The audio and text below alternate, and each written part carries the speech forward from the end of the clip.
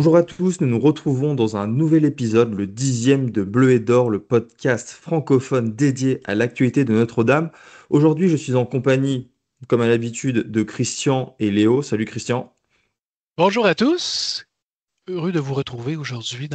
Évidemment, nous enregistrons le mardi à quelques heures à peine du dévoilement de la deuxième semaine du classement pour les playoffs. Fait que nous n'avons pas, au moment d'enregistrer les statistiques, on a une bonne idée quand même de ce qui va se définir, mais heureux de vous parler puisque nous entrons dans ce mois qui est si important où ce que le chaos survient dans le football de collège. Nous avons subi dans les dernières semaines quelques chaos dans différentes conférences, mais heureux d'avoir la chance d'échanger avec vous, messieurs, sur les dernières nouvelles qui sont très intéressantes au niveau de Notre-Dame et du football de collège. Parce que nous avons des choses à dire, n'est-ce pas Léo? Et salut Léo. Salut à tous. Ouais, bah, il s'en passe des choses chaque semaine en college football. À nouveau, cette semaine, on a eu le droit à de très beaux affrontements, des upsets, des quasi-upsets, récupérés sur une réception complètement folle. Donc, non, je suis très heureux d'être là pour parler à nouveau de Notre-Dame qui continue son petit bonhomme de chemin et qui, voilà, à qui il reste 3 matchs à jouer dans cette fin de saison avant une potentielle run de playoff dont on espère tous. Les présentations étant faites, je vous expose rapidement le sommaire. Vous commencez à en avoir l'habitude. Nous allons parler des deux matchs précédents. D'abord celui face à Boston College et enfin celui face à Navy de ce samedi dernier. Avant de parler un petit peu d'actualité, notre nouvelle rencontre programmée face à Auburn, celle que nous allons enlever face à Florida State l'an prochain et quel programme devrait remplacer les Seminoles, pour enfin se concentrer sur le match très important face à Pitt, le deuxième match le plus important de cette saison. Donc voilà notre programme pour ce 10e épisode. Commençons dès maintenant par la victoire face à Boston College. Et le moins qu'on puisse dire, Léo, c'est que ça a été une victoire très étriquée. 25-10, alors que Boston College était sur un bilan de une victoire et 7 défaites, dont 7 défaites consécutives à ce moment-là. Euh, c'est une victoire étriquée qui nous a fait du mal. Complètement, ça a été un match plus compliqué que ce que on pensait à la base. Ça a été le premier carton de la saison de la part de Notre-Dame sans inscrire de points. Donc c'est dire aussi que notre équipe et notre attaque a eu relativement du mal à se mettre en route.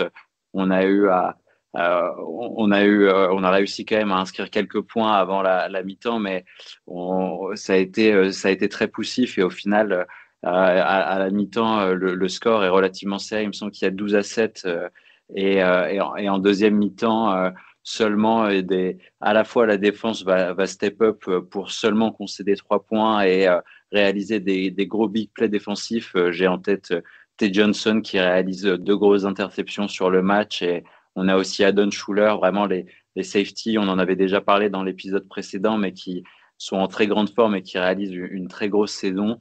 Et puis, on a eu le droit aussi on peut le citer, j'ai l'impression presque chaque semaine, mais peut-être l'action de la semaine en college football, ou du moins la plus belle course de la semaine avec ce touchdown de Jeremiah Love de 94 yards. Parce que Où, jusqu'à ouais, ce touchdown qui arrive fin du troisième quart-temps ou début du quatrième, je me début du rappelle plus très quatrième, bien, début du première quatrième, action. il y avait 12-10 pour Notre-Dame seulement. Et là, on craignait l'upset, comme on dit. C'est ça, ça commençait à vraiment sentir mauvais et il était temps que enfin l'écart se creuse et Jeremiah Love, on en avait également parlé, il avait bien progressé dans cette faculté d'attendre derrière ses joueurs de ligne que les blocs s'ouvrent et là, il y a vraiment eu un gap qui s'est ouvert et à la fois il a réussi à exploser entre les linebackers et à filer le long de la sideline et bon, il est tellement explosif et tellement rapide qu'il a eu le temps de stare down toute la sideline le coach des running back suite à un petit pari. Et non, ça a été l'action qui a libéré parce que derrière, le momentum était du côté de Notre-Dame. Boston College n'a pas réussi à revenir grâce au stop et on a réussi à marquer un dernier touchdown afin de s'assurer la victoire. Et c'est un match dans lequel on s'en sort bien et sur lequel on espérait une plus nette domination. Et je pense que Christian a dû voir également les réactions à la suite de ce match-là des différents membres et des différents médias suite à la performance de Notre-Dame qui a fait l'objet de critiques, notamment au vu de son calendrier plutôt facile. Oui, ben, victoire très frustrante. Je vais commencer par ces points-là. Je dis une victoire frustrante puisque c'était le dernier match des Fighting Irish avant la publication du ranking pour les playoffs. Toutes les raisons étaient en place pour sortir un grand match. Boston College, une équipe qui n'avait qu'une seule victoire durant la saison, des anciens rivaux de la conférence Big East pour les plus jeunes. Il y a une époque, effectivement, que la conférence de... Oui. C'est la Holy War entre il y a une rivalité, et deux écoles catholiques. Des rivaux de la Big East, que je vous disais, parce qu'à une époque, la Big East, ce n'était pas qu'une conférence de basket. Certaines équipes de l'American Conference étaient également dans la Big East. Les belles années de Syracuse, Pitt, Louisville étaient dans cette conférence-là. Et vous aviez également toutes les équipes de la Big East de basket qu'on connaît, les Georgetown, St. John's et compagnie, Seton Hall et tout. Il y a une rivalité entre les deux équipes, c'est sûr que ça existe. Mais là, vous arrivez, je comprends que Bill O'Brien est un fin renard, un vétéran coach qui a coaché dans la NFL, coaché Penn State. On sait qu'il y avait ce qu'on appelle du trash talk sur le terrain. O'Brien a mis en place des conditions pour frustrer les joueurs de Notre-Dame, que ce soit par les paroles ou par les gestes. C'était le plan de match parce qu'on savait très bien que Boston College n'avait pas les athlètes pour rivaliser avec Notre-Dame. Ceci étant dit, pourquoi la partie frustrante? Puisque clairement, les coachs de Notre-Dame ont manqué au niveau de la préparation, au niveau du coaching. C'était décevant de voir un peu la maturité des joueurs.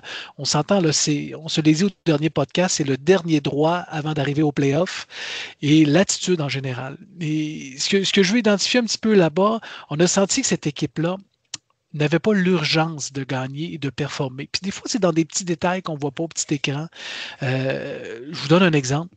Jordan Faison, receveur de passe, lorsque le jeu n'est pas dirigé vers lui, souvent ne court pas à 100 l'heure, ne va pas au maximum. Il sait que la passe, la stratégie n'est pas construite pour lui et ça va un petit peu la mèche aussi aux autres équipes de cette façon-là. On savait que Boston College allait ce qu'on appelle parker l'autobus, stationner l'autobus, un peu comme au soccer traditionnel ou au foot. C'est un petit peu la stratégie de remplir la boîte pour limiter le jeu de course. C'était la stratégie de Boston College. Mais jamais dans la créativité offensive, on a essayé de courir à l'extérieur et de jouer la vitesse. Oui, on a essayé des longues passes pour essayer d'étirer un petit peu cette défensive-là, mais on a senti que pour une équipe qui revenait d'une semaine de repos, d'un bye, elle n'était pas prête à jouer cette partie-là. Et tout ce qui peut mal aller dans une partie est arrivé. 3 botteurs différents. Comment nuire à la confiance d'un botteur? Ben, tu manques un botté et je te retire du jeu, je mets un autre botteur. Des erreurs mentales. Qui loupe à son tour un botté. Absolument, un après l'autre. Et dans le cas de Schmidt, je sais qu'on a été sévère pour le freshman. Schmidt, rappelons-nous que c'est un punter à la base. C'est vraiment un botteur tout étoile qui a été recruté la saison dernière. C'est un freshman. On l'a invité à faire des field goals puisqu'on voyait les soucis, la blessure de notre kicker.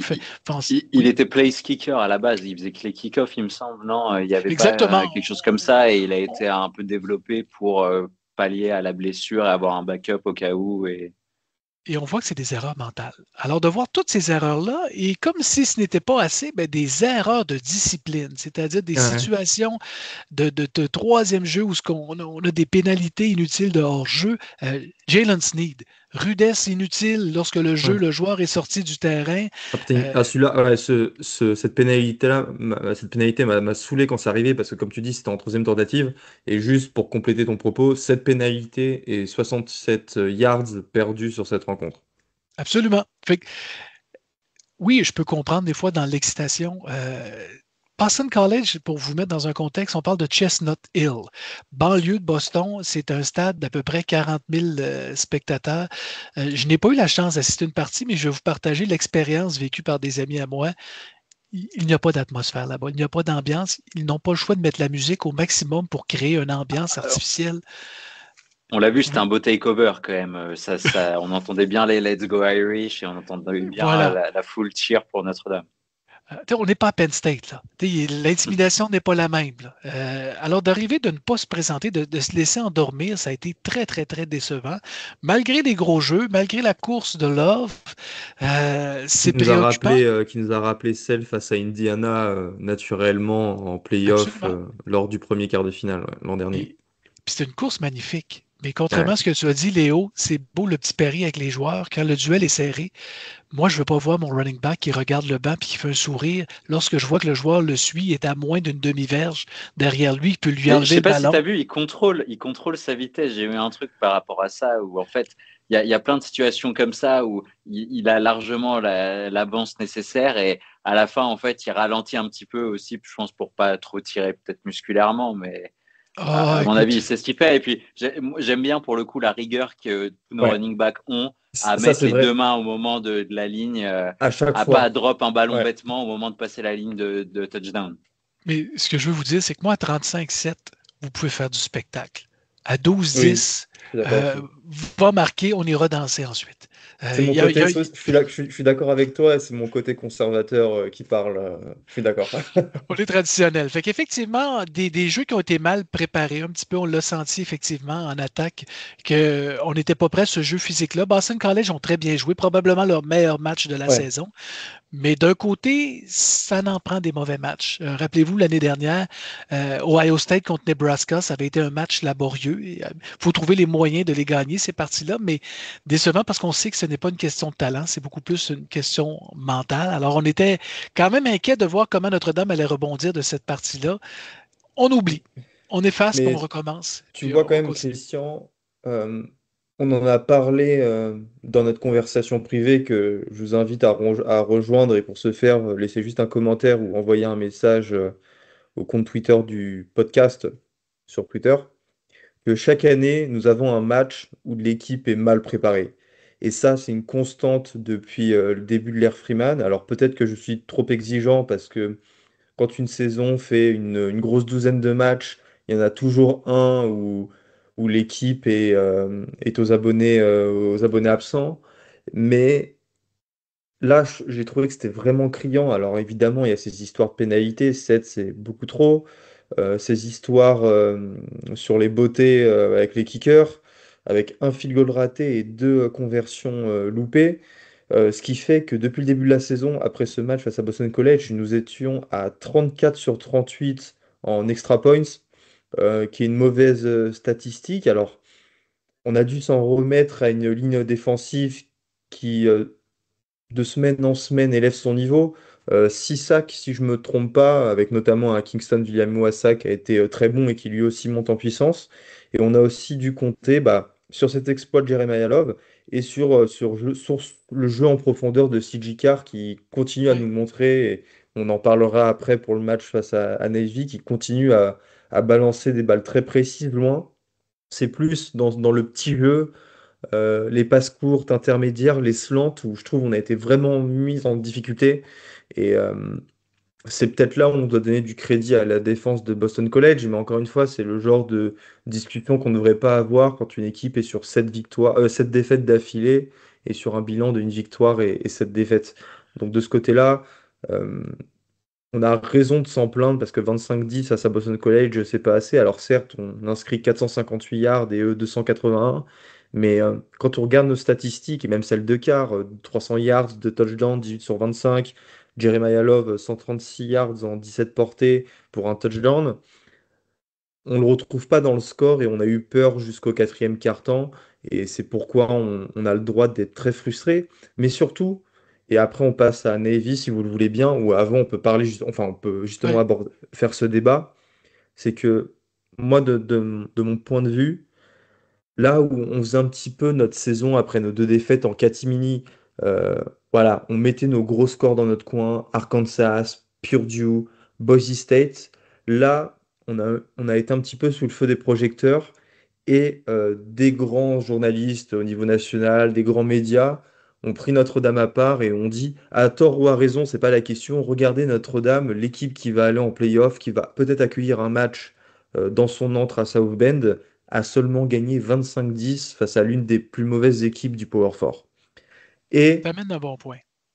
et c'est le genre de débat et de tweet un petit peu normal. Notre fierté de fan de Notre-Dame en prend un coup, mais il y a toujours ces tweets qu'on n'aime pas lire, comme quoi on a un calendrier hyper facile, qu'on mérite pas notre place.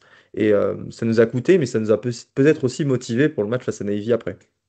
Tu amènes un excellent point, puis je pense qu'on peut prendre un petit temps d'arrêt à parler de tous ces commentaires qu'on peut lire là.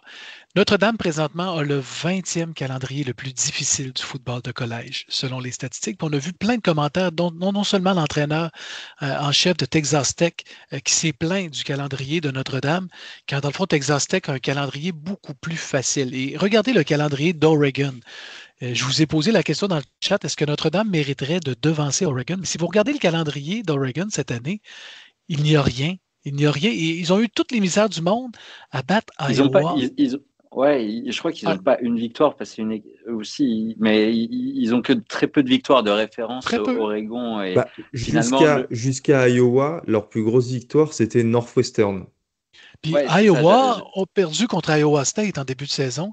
Puis Iowa, Ouais. messieurs, j'ai l'impression qu'on s'y met à trois, puis on joue en défense, on peut arrêter cette attaque-là. Là, on est capable. Ça fait des années, on change de coordinateur offensif, année Je après tiens ma année. santé, Christian. Oui, j'ai l'impression là, que c'est eux, la notion de receveur de passe, ça n'existe pas en Iowa. Puis, tu sais, lorsqu'on voit Marcus Freeman qui prend des décisions à 4-1 et à 3-1, on sait très bien qu'à 4-1, même si on est à la ligne de 25, on va faire un field goal. On n'essaiera même pas le jeu du côté d'Iowa. On parlait d'offensive conservatrice. Iowa, il n'y a pas plus conservateur que ça. Plus conservateur que ça, je pense qu'il faut remonter au football des années 60, où il n'y avait aucune passe latérale. C'était uniquement des jeux de course au sol. C'est pathétique. Et là, je vois cette attaque-là. Et Oregon, ils ont une défense extraordinaire, mais incapable de, de dominer ce match-là contre Iowa. Incroyable. Mais je fais juste une parenthèse, messieurs, parce qu'on a parlé, j'ai parlé de points négatifs contre Boston College. Je veux saluer le travail de Drake Bowen, qui a été de loin en défensive le meilleur joueur, qui a connu une performance extraordinaire. Parce qu'on a beau parler du négatif, puis je veux pas qu'on regarde ce petit côté-là. Bowen a joué comme un linebacker 5 étoiles contre Boston College. Il a été dominant. 14 plaqués, 2 plaqués pour des pertes, un sac, un pass break-up également. Et je tiens à saluer également le retour de Josh Burnham sur la ligne qui a fait des jeux clés également, qui a été un joueur qui a été très performant malgré le fait qu'il n'a pas joué beaucoup cette année. C'est des signes très, très positifs. Puis au niveau des transferts, j'ai aimé le travail de Jared Dawson en défensive, qui a été très efficace également. Fait que, au niveau défensif, on a fait un bon travail. Tu as parlé de Kingston qui a été excellent également. Kingston et Bowen sur le jeu en même temps. On n'a jamais eu deux linebackers aussi dominants depuis que vous êtes en vie, messieurs. Je veux juste vous dire ça. Il faut remonter aux années 80 pour avoir deux linebackers de type NFL sur le terrain en même temps du côté de Notre-Dame. Et lorsque vous rajoutez à cette corde-là un quarterback qui est de niveau NFL et un running back qui est de niveau NFL, ben, les espoirs, ils sont là. Et présentement, le plus sérieusement du monde, Notre-Dame est parmi les 5 meilleures équipes au pays et il n'y a pas de gêne à le prétendre. On a perdu 2 grosses parties en début de saison et là, on voit ces pseudo-journalistes, et là, je reviens au sujet principal, qui critiquent le calendrier de Notre-Dame. Nous allons parler du calendrier de Notre-Dame. Si la saison se termine aujourd'hui et il y a des finales de conférence, ben Notre-Dame aurait joué contre 4 équipes qui jouent ces finales de conférence. Navy, Pitt, Boise State, Texas A&M.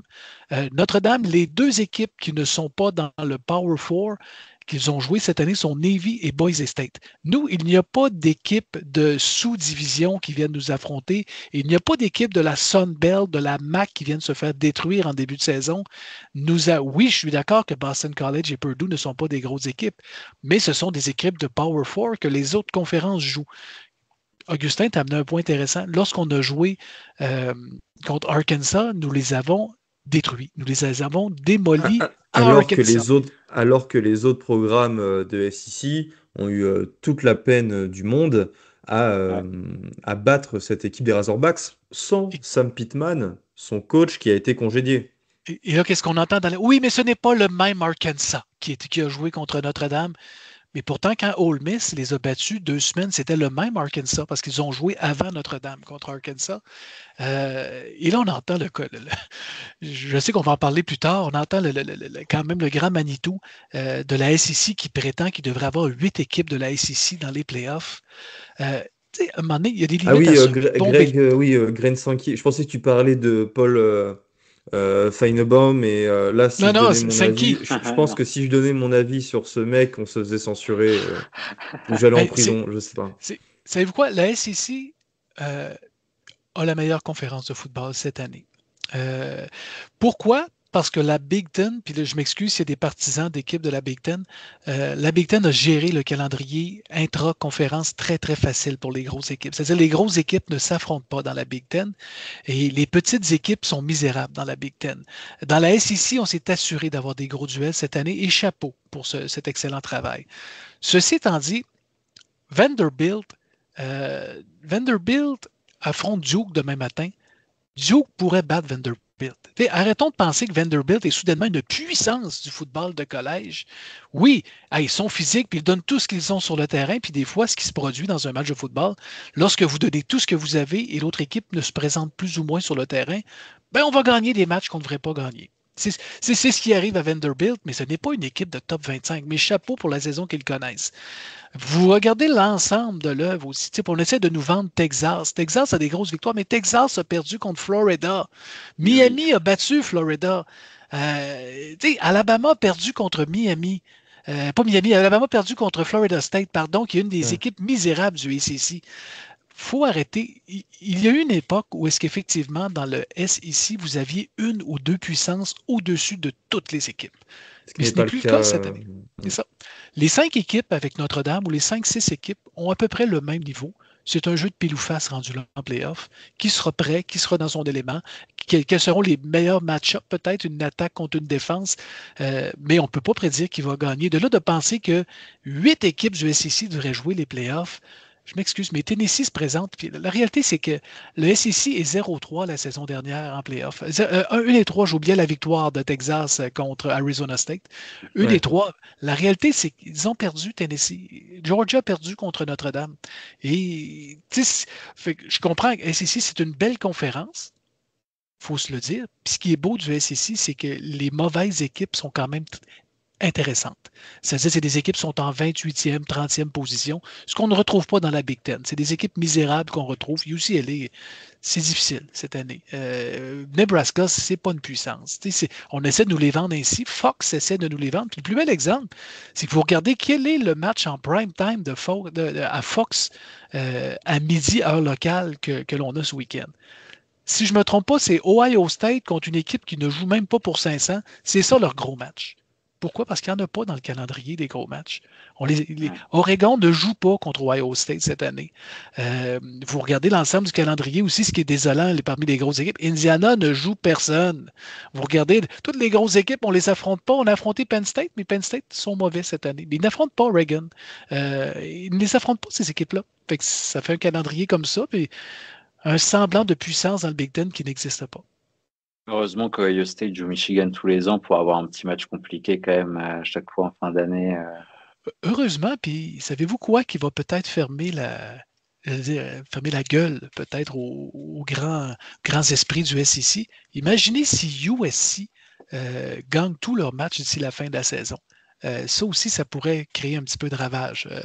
Et USC pourrait faire un bon bout de chemin quand même. Je pense qu'ils vont jouer contre Iowa, si je ne me trompe pas, le prochain week-end. Fait que si on gagne ce match-là, puis si je ne me trompe pas, en fin de saison, il y a un autre duel intéressant. Je pense que c'est contre Oregon. Si jamais il battait Oregon d'ici la fin de la saison. Washington affronte Oregon, je me suis trompé.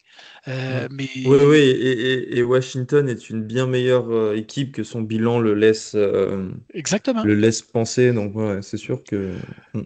Mais voilà, Notre-Dame s'est repris de cette, allez, disons, mauvaise performance face à Boston College, parce que la semaine qui a suivi, ce samedi-là, dans la nuit à 1h30 du matin, les Fighting Irish ont battu les Midshipmen de Navy, notre meilleur rival, notre rivalité, on va dire, amicale, sur le score de 49-10.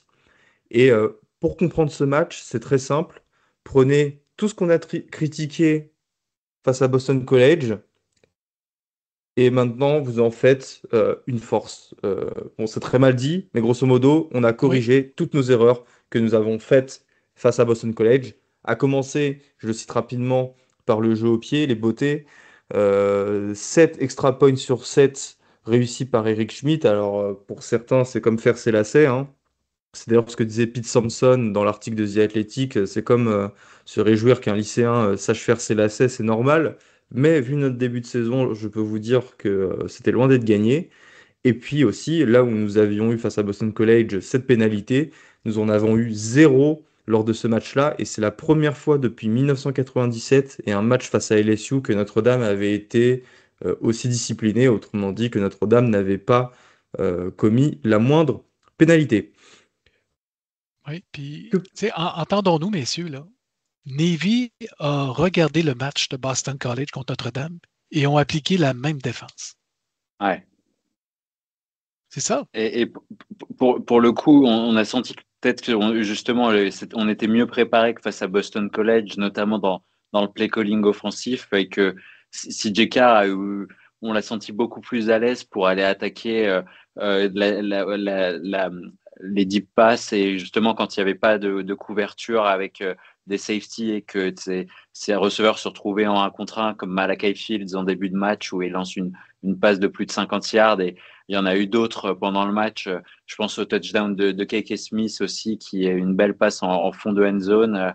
Et j'en profite pour le caler, mais on a eu quand même un commentaire très flatteur qui a été fait par Tom Brady sur Fox quand on lui demandait quel quarterback il aimait regarder en college football en ce moment, et il a dit que CJ Carr était le quarterback qui l'impressionnait le plus depuis Joe Burrow à LSU, qui connaissait vraiment bien le jeu et qu'il était capable de réaliser tous les lancers possibles et nécessaires selon la situation. Et c'est un très beau commentaire, je pense, et qui témoigne aussi que la saison que fait CJ Carr et ce qu'il est capable d'apporter ont vraiment fait passer un cap à cette équipe, et qu'il est capable de le reproduire aussi semaine après semaine.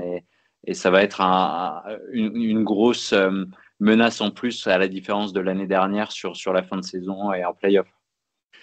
Il y avait de la pluie, il y avait de la neige, il y avait de la Mhm. bruine. Et CJ Carr a mieux performé que contre Boston College où il y avait du Ouais, soleil et les conditions étaient optimales. Mais qu'est-ce qui a changé dans ce match? La cible numéro un a été Malachi Fields, ce qui n'était pas le cas à Son Boston meilleur match de College. la saison. Et quand je dis cible numéro un, généralement, Faison est plus souvent le joueur plus ciblé par Carr. Et là, dans la stratégie, on a maximisé le fait que Navy jouait beaucoup de couverture homme à homme. Et même, on a joué du cover one puis ici du cover zero. Tout dépendait de ce que le safety était placé. Et dans les lectures, la première lecture était toujours Malachi Fields. Et ce n'était pas le cas dans le match contre Boston College. Alors, on a joué du jeu rapide. Des passes faciles quand même pour garder le jeu méthodique. Et on a découpé cette défensive-là. Et écoutez, on regarde l'attaque, là, 7 en 10 en situation de troisième essai, 2 en 2 en situation de quatrième essai. Boston College, il n'y a rien qui fonctionnait. En situation de quatrième essai, ça ne fonctionnait pas. Et même, il y a une des passes qui a été réussie par Carr en situation de quatrième essai. On est avec une petite passe de 2-3 verges à l'extérieur, juste la limite pour gagner le premier essai. Ça a été bien réfléchi. Au niveau défensif, oui, on l'avait prédit là, que Chris Ash, parce que si vous remarquez dans l'histoire de Notre-Dame, tous les nouveaux coordonnateurs défensifs ont traditionnellement eu beaucoup de difficultés à s'ajuster aux triples options. Ça a été le cas de Marcus Freeman, ça a été le cas également de Clark Lee, ça a été le cas même de Mike Elko. Si vous regardez leur premier match contre Navy, pas nécessairement des défaites, mais beaucoup de terrain. La bonne nouvelle avec Chris Ash, c'est qu'à la demi, les ajustements ont été faits, puisque si vous enlevez peut-être l'équation que le quarterback avait des très très belles courses au sol, et là vous allez me dire oui, mais ce n'était pas le quarterback numéro un. Je Oui, suis je d'accord, précise, Blake Horvat, le quarterback titulaire de Navy, n'était pas là et il a été remplacé. Ouais. mais c'est tout un substitut, là. Il avait déjà gagné 100 yards au sol après une demi. Il était très présent, mais on sentait que c'était une triple option pour avoir surveillé quelques matchs de Navy cette année. On lançait plus la balle que qu'est-ce qu'on a vu là. Mais le talent est là. Je veux dire, Navy ne pouvait pas rivaliser tout simplement avec le receveur, avec le cornerback. Puis j'ai bien aimé le fait qu'on a décidé de reposer. On a préféré prendre notre nickelback puis de le mettre comme cornerback dans cette situation-là pour protéger c'est qui était blessé, qui n'a pas joué en fin de semaine? C'est pas Christian Gray. Christian Gray n'a pas joué le match. On l'a protégé. Mais aussi sur la ligne défensive, nous avions beaucoup de blessés. Oui, exactement. Gabriel Rubio, Donovan Inish, Inish qui n'était pas sont là, des joueurs effectivement. habitués à jouer contre la triple option. Nous avons eu de la chance de voir des joueurs expérimentés et intelligents jouer plus de snaps. Je pense à Josh Burnham, qui, quand même, depuis le début de la saison, est un petit peu moins prolifique, du moins au niveau des statistiques. Mais surtout Drake Bowen et Kingston William-Wassa qui continuent à mener ce corps de linebacker et cette défense. Et pour moi, ça a été le match référence de William Mouassa cette saison, qui a une capacité à se défaire des blocs pour aller chercher le coureur. Et on sait que quand on joue de la triple option, c'est la chose la plus importante. Réussir à aller casser le premier bloc pour attraper le joueur, parce que c'est réglé comme du papier à musique. Et je pense que ouais, on doit une fière chandelle à Kingston William Mouassa qui est en train de s'imposer comme titulaire. Et puis aussi Jayden Osbury, qui fait quand Ouais. même des matchs assez anonymes et là qui a pu faire deux Havoc Plays. Alors si je me trompe pas, un sac et peut-être un autre plaquage pour perte.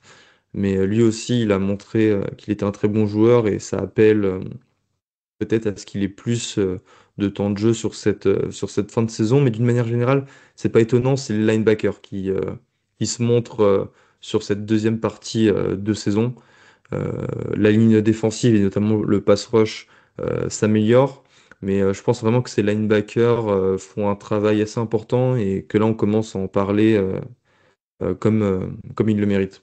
Absolument. Puis ce Ouais. qui est particulier dans cette partie-là, c'est qu'on a reposé Boubacar Traoré, qui n'a pas joué non plus de la partie, qui est notre meilleur rusher pour. Puis c'était volontaire parce qu'on sait qu'il ne performe pas dans ce genre de match de football. Parce que tu l'as bien dit, Augustin, pour battre Navy, il faut être discipliné. On a parlé de pénalité tout à l'heure.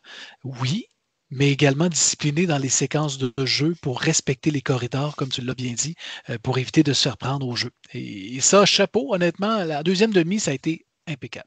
C'est ça, ça a été ça tout le match parce qu'en première mi-temps, Notre-Dame encaisse 10 points et c'est finalement les seuls 10 points qui seront encaissés dans ce deuxième quart-temps. Il y aura pas de points encaissés en deuxième mi-temps, là où l'attaque va continuer à accélérer. Et donc oui, moi ce que j'ai vraiment apprécié, c'est que ça fait quand même plusieurs semaines. J'avais cru voir la stat passer, mais j'en suis plus sûr. Mais justement que ça fait plusieurs matchs, où on encaisse vraiment très peu, si ce n'est pas de points en deuxième mi-temps et c'est quelque chose je pense, très important. Et puis, au-delà de ça, on en a parlé, il y a du coup eu un jeu qui a été vraiment bien distribué par CJ Carr à la passe. Et puis, on a quand même fait notre travail au sol, à savoir le doublé habituel pour Jeremiah Love à l'heure habituelle. Son deuxième touchdown, vous en voyez pas comme ça, comme ça toutes les semaines.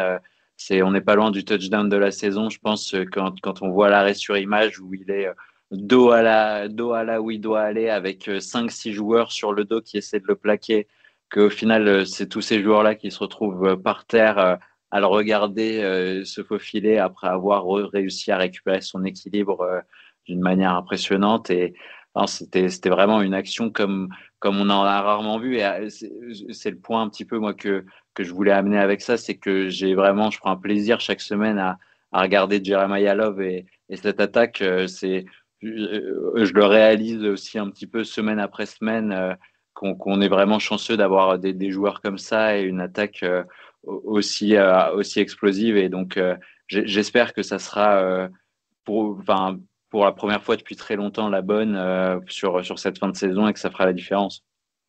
Et pour en rajouter, on parle de cette course-là, la course que tu as bien décrite, de type Iceman. C'est-à-dire que c'est une course, Oui, un jeu marquant qui pourrait être repris. Est-ce que je pense que Smith que Love va gagner le Heisman? Je ne crois pas. Mais est-ce que je pense qu'il pourrait être à New York à travers les 3, 4 joueurs qui pourraient être présents là?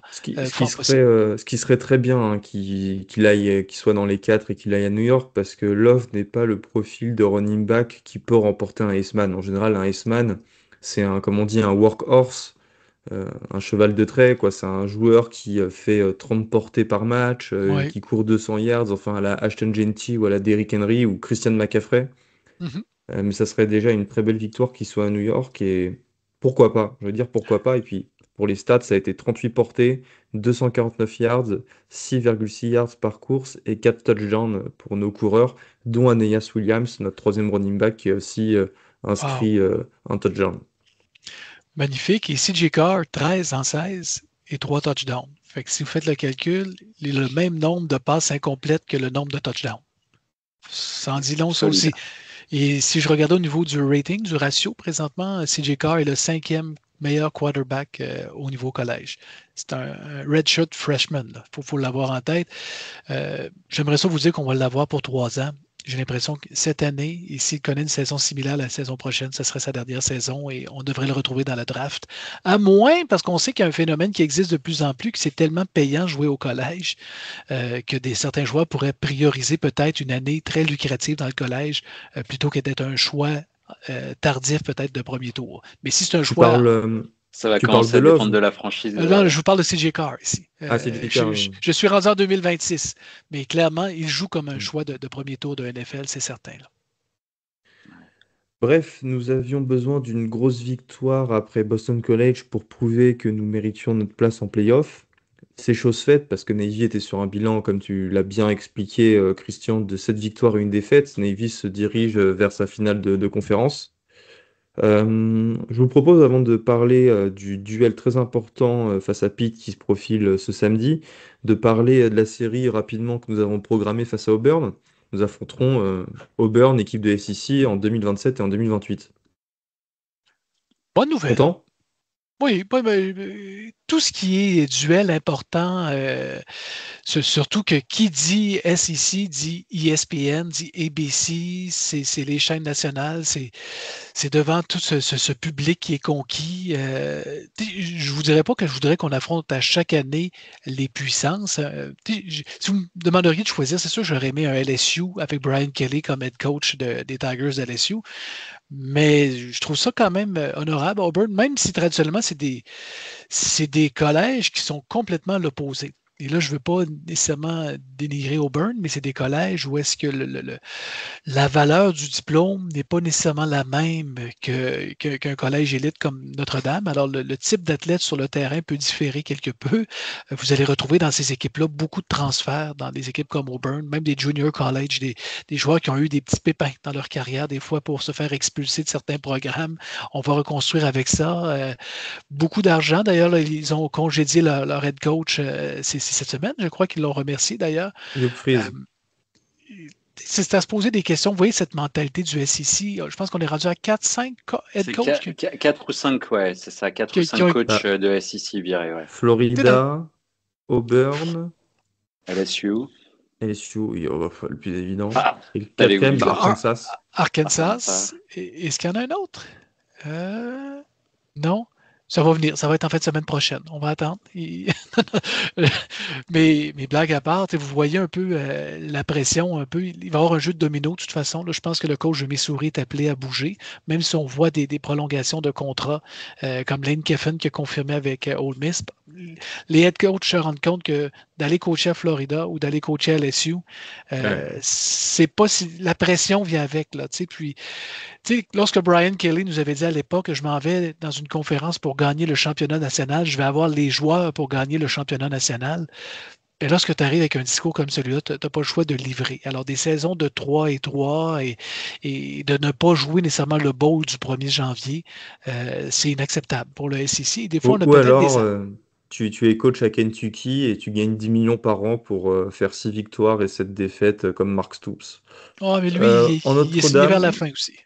à Notre-Dame, donc le calendrier en 2027 que je trouve très joli, Purdue, Michigan State, enfin, Auburn, Georgia Tech, Wake Forest, Virginia Tech, Clemson et Navy.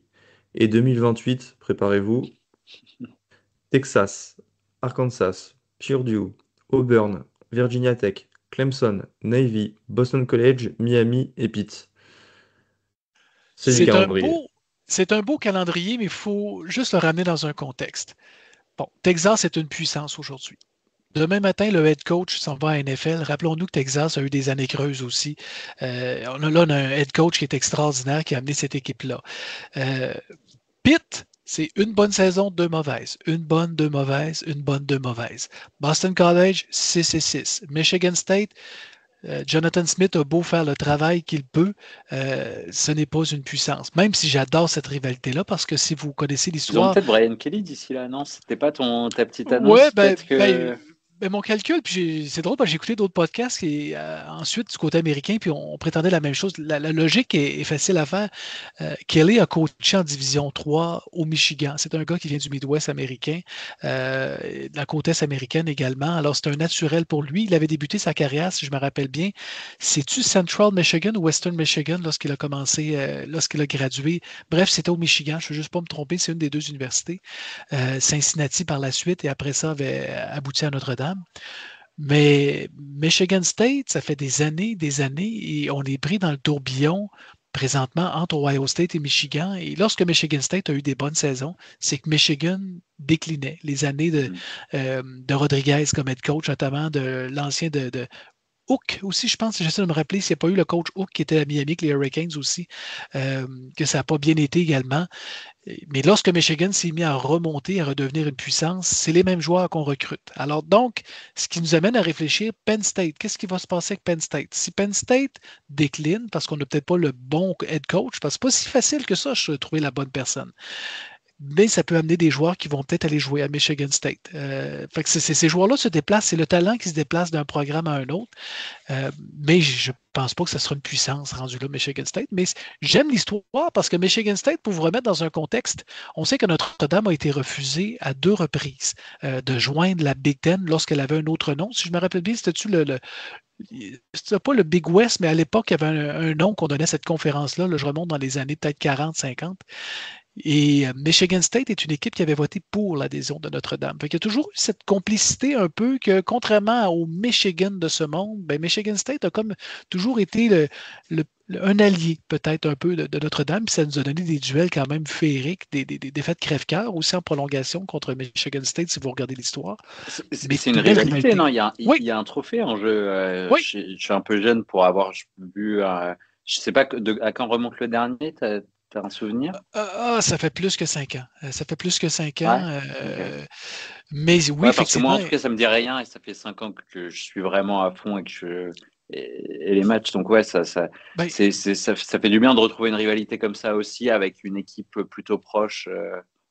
parce que c'était le calendrier de Notre-Dame, si on remonte au début des années 2000.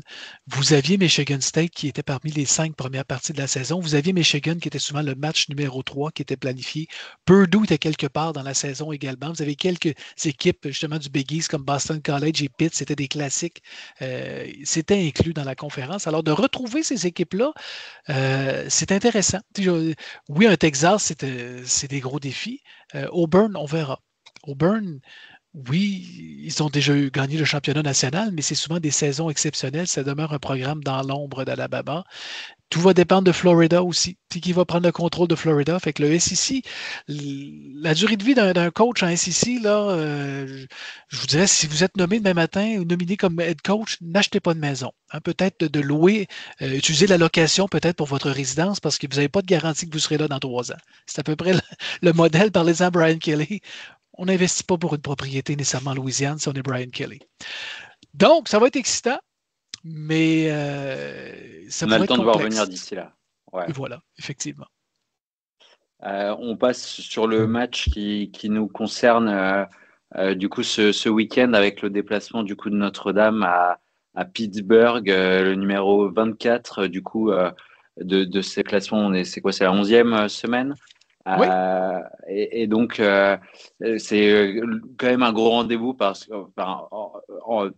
comment dire, d'un point de vue extérieur, il va y avoir la venue de College Game Day qui sera à Pittsburgh pour la première fois depuis 20 ans. Donc, ça va forcément amener une atmosphère sur le campus et un petit peu de contexte et d'attention sur le match. C'est du coup une rencontre entre deux équipes en 7-2. Pittsburgh qui, cette année, du coup, a perdu face à Louisville et face à West Virginia oui, dans en deux prolongation. ouais, c'est ça, dans deux défaites assez serrées, mais qui du coup leur sont quand même plutôt répréhensibles parce qu'après ils ont pour le moment eu un calendrier pas si complexe que ça. Ils ont eu une victoire face à une équipe classée de Florida State aussi dans un match très serré. Mais c'est du coup ça va être un match relativement intéressant à suivre. C'est une équipe qui, de ce que j'ai relevé, du coup joue plutôt sur le jeu aérien et qui compte dans ses rangs deux receveurs qui sont déjà à plus de 35 réceptions sur la saison Oui. et 500 yards chacun. Donc voilà, je ne sais pas si Christian Grace sera de retour ce week-end, mais bon, il faudra éventuellement surveiller les alignements face à lui. Et c'est aussi une grosse équipe qui, d'un point de vue défense, est l'idée par trois linebackers en termes de plaquage. Et donc, ça va être, je pense, un bon défi pour continuer de challenger notre jeu au sol qu'on sait performant, mais que voilà, on a, on a souvenir des matchs de début de saison où face à des adversités, c'était peut-être un peu en dessous de ce qu'ils sont pleinement capables de faire. Et donc, ça va être, je pense, un bon test pour Notre-Dame qui devrait quand même relativement facilement s'en sortir. Je ne sais pas si on a déjà un over-under qui est sorti, mais Notre-Dame, là, sur ESPN, est donné. On est favori de 10 points et demi. Ouais, donc quand même une belle petite barre. Mais voilà, donc je pense que ça va être un match en tout cas qui va apporter aussi de la valeur à notre résumé pour la fin de la saison. Là où on en parlait, on était récemment sous le feu des critiques pour notre calendrier plutôt facile. Et ben, on a l'occasion d'avoir un duel de classés à même pas 3 semaines de la fin de la saison régulière et avec deux matchs qui suivent derrière de Syracuse et de Stanford qui seront plus des matchs d'entraînement et pour aussi faire tourner avant les playoffs. Donc, ça va être un match vraiment intéressant et en plus, à un horaire abordable pour tous les fans européens car il se jouera à 18h sur ABC, ESPN. Et On ne sans sait pas dit long, encore si, juste pour la télé, Christian, en France, peut-être que beIN pourrait le diffuser, vu que le match est diffusé sur Ah, les antennes du réseau ABC. ESPN, il se pourrait que beIN le diffuse à 18h et à 21h30 diffuse le Georgia-Alabama, ou non, c'est le Georgia-Texas. Oui, Georgia, Texas. Puis Voilà. oui, la partie est à ABC. Alors, ça vous dit l'importance de ce match-là pour déloger traditionnellement une place réservée à la SEC. Alors, à 18 heures de jouer ce match-là entre Pitt et Notre-Dame, ça vous dit quand même l'importance. Ce qu'il faut surveiller peut-être de ce match-là, ben, je vous invite à surveiller le numéro 38 qui est un linebacker vedette quand même, qui s'appelle Kyle Lewis. Kyle Lewis, présentement, très dominant, mais c'est une défense très équilibrée. Les ouais, trois meilleurs joueurs défensifs sont des linebackers au niveau du nombre de plaqués avec Lovelace et Biles. Biles est un joueur également surveillé qui joue en will. Vous voyez que la pression vient de la deuxième ligne et pas nécessairement de la ligne défensive. Très équilibré parce que Lewis avait connu une saison exceptionnelle la saison dernière. En termes d'efficacité, il avait réussi 8,5 plaqués pour des pertes et si je me rappelle bien, 4 interceptions, 7 sacs, il était partout sur le terrain. Cette année, c'est plus partagé en termes de présence sur le terrain. Alors, cette défense-là, quand même, elle est prudente, mais elle est efficace. Que ce soit la répartition des sacs ou des interceptions, c'est une défense qui est beaucoup plus équilibrée. Euh, Vous allez voir ces joueurs-là qui se déplacent très, très, très rapidement. Alors, ça va être très, très différent des matchs de Boston College et de Navy comme type de défense. En attaque, tu as parlé des deux receveurs qui sont très intéressants, qui sont Kenny Johnson et Raphael Williams. Johnson, c'est le numéro 2. Déjà, on le voyait venir la saison dernière quand même. C'est un joueur qui était déjà dominant. La saison de Pitt a basculé lorsqu'on a débuté la saison avec Eli Holstein, qui est un quarterback qui avait été transféré d'Alabama et rien n'allait. Depuis le début de la saison. Pitt, après la défaite de West Virginia, on a décidé d'aller dans une autre direction et c'est là qu'on a décidé de jouer avec l'autre quarterback qui s'appelle Mason Einshell. Et Einshell, comment je vous dirais ça? Il court, mais ce n'est pas un coureur naturel. C'est-à-dire que vous le regardez, là, il court comme s'il y avait un piano sur les épaules. C'est pas nécessairement élégant, mais c'est efficace. Il est assez physique, il est capable d'aller chercher des touchdowns ou des gros jeux, des 4-1 et 4-2.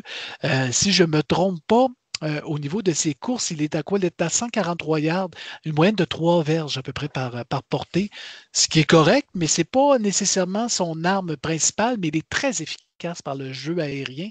Tu as nommé les deux wide receivers. Oui, un jeu aérien, c'est pas traditionnel. Et si je vous remémore un peu le dernier duel entre les deux équipes, un certain Christian Veilleux était quarterback de Pitt et le match avait lieu à South Bend, même si les descripteurs l'appelaient Veilleux, je ne comprenais rien au niveau du nom de famille parce que c'est effectivement un franco-canadien qui était comme quarterback. Ce match-là s'était terminé 58-7 à Notre-Dame le 28 octobre 2023. Ça va être un Pitt très différent qu'on va voir cette année. On parle d'une attaque très, très expérimentée au niveau des lignes aussi. C'est une équipe de vétérans. Fait que ça devrait jouer pour les avantager. Pitt a été quand même assez actif au niveau des transferts, mais ces transferts-là ne font pas nécessairement de différence sur le match. Peut-être à l'exception de Joe Spann, qui est receveur de passe, qui vient de Florida State. On est allé chercher aussi Catoris X à Louisville et Andy John à Florida, mais ces deux autres receveurs-là, c'est plus marginal en termes de prestations sur le terrain. Juste pour terminer l'analyse, vous savez, Pitt et Notre-Dame ont affronté deux équipes cette année. Ont eu des adversaires communs. Lorsque Pitt a affronté Boston College, Pitt a gagné 48-7. Je ne veux pas revenir sur notre match contre Boston College. Je pense qu'on a parlé pendant une demi-heure de cette partie-là. Dans l'autre duel, Pitt a gagné 53-34 contre NC State. C'est une équipe qu'on avait bien dominée, mais vous voyez que le pointage tend à démontrer qu'on a des similitudes un peu en termes de performance. Fait que ça va être à surveiller. Contre Florida State, victoire plus difficile de 34-31, puis on sait que Florida State est perturbé depuis la victoire contre Alabama. Ce n'est plus la même équipe. C'est une équipe qui s'est écroulée, mais ils ont détruit Stanford la semaine dernière. Ça, on ne regarde pas ce genre de duel-là. Ça ne signifie absolument rien. Mais je m'attends peut-être que pendant la première demi, qu'on ait un bon duel. Peut-être même une égalité à la demi, c'est fort possible. Ouais, je parlais d'un test pour l'attaque et le jeu au sol. Ça va aussi être surtout un test défensif parce que c'est une équipe qui a, alors j'ai pas la moyenne précise de points marqués, mais qui a toujours marqué plus de 30 points dans les matchs qu'elle a remportés. Et donc, ça va quand même être un facteur important et déterminant pour remporter ce match-là que de réussir à contenir cette attaque en moins de 30 points, en moins de 25 si possible, afin de s'assurer. Oui, Christian. Pour en rajouter, la moyenne de Pitt est de 302 yards par match comme jeu aérien et de 124 yards au sol. Au total, c'est 428 yards quand même. Fait que c'est une équipe qui performe très, très bien. Au niveau des points pour, il se classe 6e. Fait que c'est une équipe qui marque énormément de points. Ils sont 6e dans tout le football de collège. Et au niveau défensif, ils sont 44e. Donc, il faut s'attendre à des points. C'est normal que Notre-Dame concède des points dans ce duel-là. Tout à fait, mais du coup, ça va aussi être intéressant et un bon test pour savoir où on se situe et si on arrive à sortir une belle performance à nouveau défensive. Ça risque d'être un match finalement assez proche du match face à USC en termes de score et d'attaque. Mais voilà, on espère la même sortie, enfin plutôt le même résultat que ce match, enfin pour ce match face à Pitt. Est-ce que tu voulais rajouter quelque chose, Gus, par rapport à ce match face à Pitt? Que pensez-vous des déclarations de notre meilleur ami, le sénile Narduzzi, le coach de Pitt? Il l'a toujours fait. Rappelez-vous, dans le passé, il a toujours prétendu que Notre-Dame devrait jouer dans une conférence, que lui n'est pas d'accord avec cette entente de l'ACC de jouer Notre-Dame. Euh, c'est de bonne guerre. Je pense qu'il veut calmer le jeu et pas il essaie d'endormir Notre-Dame en disant ben, on vous donne pratiquement la victoire. Si on prend cette déclaration-là, qu'est-ce que ça dit un peu? C'est que le match contre Notre-Dame ne signifie rien pour lui, puisque s'il gagne les 2 duels suivants contre Georgia Tech et Miami, ben, cette équipe-là devrait se retrouver en finale du ACC au niveau de la conférence. Fait que les efforts sont beaucoup plus pour les 2 matchs suivants. Mais entre vous et moi, pensez-vous vraiment qu'il est sincère lorsqu'il arrive avec une déclaration? C'est de la poudre aux yeux, là. C'est pour nous étourdir complètement, mais c'est à son honneur. Les head coachs comme ça qui insistent devraient se joindre à une conférence. Notre-Dame, c'est de la jalousie. C'est parce qu'il n'y a peut-être que 2 ou 3 équipes aux États-Unis qui auraient la possibilité de faire ce que Notre-Dame fait et d'avoir un statut indépendant. USC, je pense, serait une de ces équipes-là qui pourrait prétendre avoir un statut comme celui-là. Ohio State, là, je sais qu'ils sont très bien dans le Big Ten, mais je pense que la notoriété d'Ohio State est une équipe que il serait très, très capable de survivre dans un régime d'indépendance. Mais mis à part ça, que ce soit les Texas Tech ou les Pitt de ce monde. Tu sais, Pitt, oui, pour les plus vieux et les vraiment plus vieux qui nous écoutent, c'est Dan Marino, c'est Tony Dorsett qui est un excellent running back à l'époque des Cowboys de Dallas dans les années 80. Dan Marino, excellent quarterback des Dolphins de Miami. Mais mis à part ça, Pitt, c'est plus tranquille depuis 20 ans. Là. Tu sais, comme performance, c'est pas une équipe qui peut prétendre faire les playoffs. C'est son moment de gloire. On lui a donné le micro et on lui a dit va chanter et voici ce que l'oiseau a chanté. J'ai rien à ajouter. Ouais, pareil, franchement, t'as tout dit. Hey, C'est vrai j'écoute vous que amener c'est pas tant en fait les critiques sur l'indépendance. À En fait, l'habitude. comme tu dis, c'est de la jalousie. C'est pas tant le fait que Notre-Dame ne soit pas dans une conférence, mais c'est que pour la personne qui critique, que sa propre équipe ne soit pas capable d'être indépendante. Mm. Nous, ça n'a aucun sens, regarde notre histoire de rejoindre une conférence. Justement, Notre-Dame s'est construit en tant qu'équipe un petit peu, de par peut-être sa filiation c'est catholique, le fait d'avoir voulu rejoindre la Big Ten et d'avoir été refusé à 2 reprises, comme tu l'as dit tout à l'heure, Christian, d'avoir créé des rivalités nationales avec, par exemple, USC, avec Boston, parce que Boston, ouais. c'est pas le Midwest, Boston. Voilà, on est sur la côte est des États-Unis. Euh, c'est un statut qui va particulièrement bien à Notre-Dame et surtout Notre-Dame s'y plaît financièrement. Enfin, c'est évident, on est la seule équipe du pays qui a un contrat avec une chaîne nationale. On est le seul programme du pays qui voit tous ses matchs diffusés sur la télé nationale avec NBC, un contrat qui doit faire plus de 50 millions par an. En play-off, on touche l'intégralité de la somme qui est dévolue à l'équipe qui se présente à chaque tour de la compétition, alors que pour les membres des autres conférences, bah, cette somme est répartie entre chaque équipe de la dite conférence. C'est une situation qui est à notre avantage et qui répond on va dire, à notre histoire et à nos besoins. Et ça serait idiot de considérer que Pitt puisse être indépendant. Et c'est pour ça que moi je considère que c'est de la pure jalousie. Après, évidemment, c'est un petit peu pédant de notre part, mais il a le somme parce que il peut pas être Notre-Dame, c'est tout. Oui, Ouais. absolument. Mais écoutez, c'est la réalité. Comme je vous disais, il y a peu d'équipes qui pourraient espérer vivre cette réalité-là. Puis lorsqu'on remonte dans l'histoire de Notre-Dame, que ce soit dans les années 90 où ce qu'on avait des duels contre les Hurricanes de Miami, Florida State, Penn euh, State. tu sais, on allait jouer les grosses équipes. Puis c'est ce que j'aime encore, la façon que le calendrier est bâti dans les prochaines années. On va jouer les gros duels. Est-ce que Pitt joue les gros duels? Non. Pitt, c'est pas compliqué, là. C'est une rivalité contre West Virginia. Malheureusement, ils ne sont plus dans la même conférence, mais à une époque, les Le seuls moments où Backyard Bowl. effectivement. Et l'autre rivalité, c'est quand Penn State vient jouer à Pittsburgh. C'est les 2 plus grandes rivalités Hmm. pour Pitt et Notre-Dame étant la troisième. Mais c'est de bonne guerre. Ça fait partie de la vie. Je sais qu'on a fait le tour de Notre-Dame, messieurs, mais on a parlé de SEC un petit peu plus tôt. Puis je Disons. vous amène une hypothèse suivante.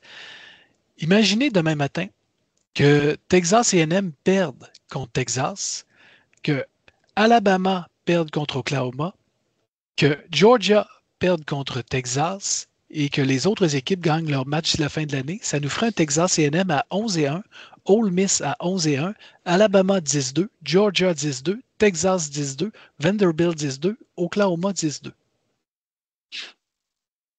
Bah, toutes ces équipes sont en playoff. Ben, ben, C'était ta question? ben, effectivement, est-ce que ces équipes sont tous en playoff? Oui, bien sûr. Bien sûr. Et là, qu'est-ce qu'on fait de BYU qui a eu de la difficulté contre Texas Tech? Qu'est-ce qu'on fait avec ces petites équipes-là qui vont peut-être gagner un championnat de conférence?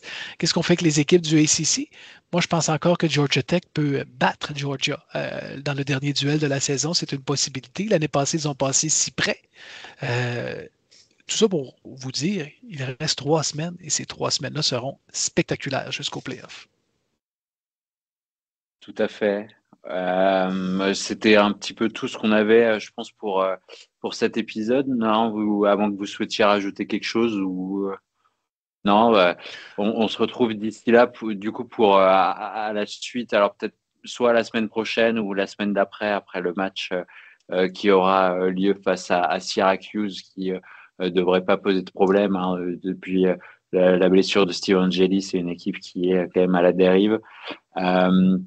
Donc, en tout cas, merci à tous de nous avoir écoutés. C'était à nouveau un plaisir d'enregistrer ce 10e épisode de Bleu et d'Or. Je vous dis merci Christian, merci Augustin pour votre participation. Et puis, je vous dis à dans 2 semaines. Et d'ici là, go Irish! Bonne semaine, bon match!